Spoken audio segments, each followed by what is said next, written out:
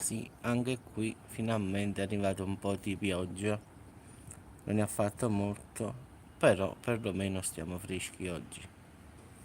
Il tempo è piuttosto cupo, però la cosa principale, ragazzi, è che perlomeno la temperatura è diminuita.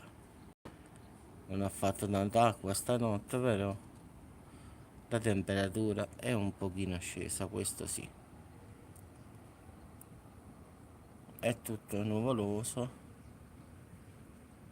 spero che continui così fino a stasera,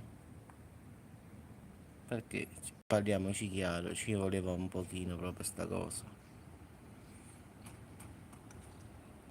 C'è un bel venticello fresco, ma si sta bene.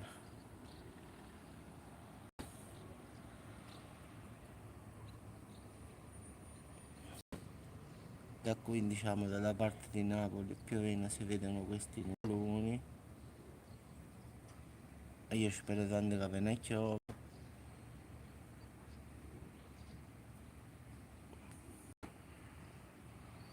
Il mare non si vede perché è molto afoso, però l'importante è che un po' di fresco è arrivato.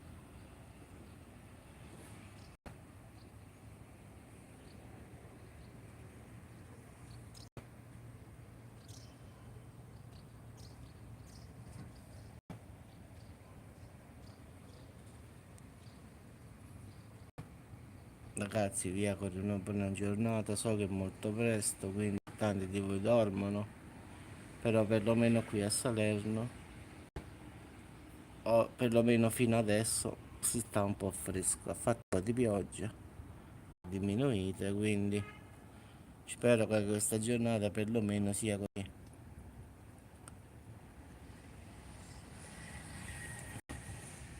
Buona giornata a tutti ragazzi, adesso mi vado a fare un caffettino perché ci vuole. Però la diretta la devo fare, ho detto finalmente si respira. Ciao a tutti ragazzi, ci sentiamo dopo sul canale. Lascio questa immagine proprio così, così, di fresco, sperando che rimanga così tutto il giorno.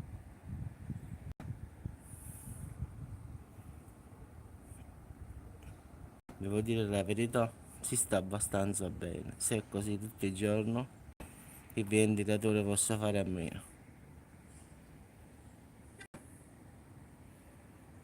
Ciao a tutti ragazzi e buona giornata.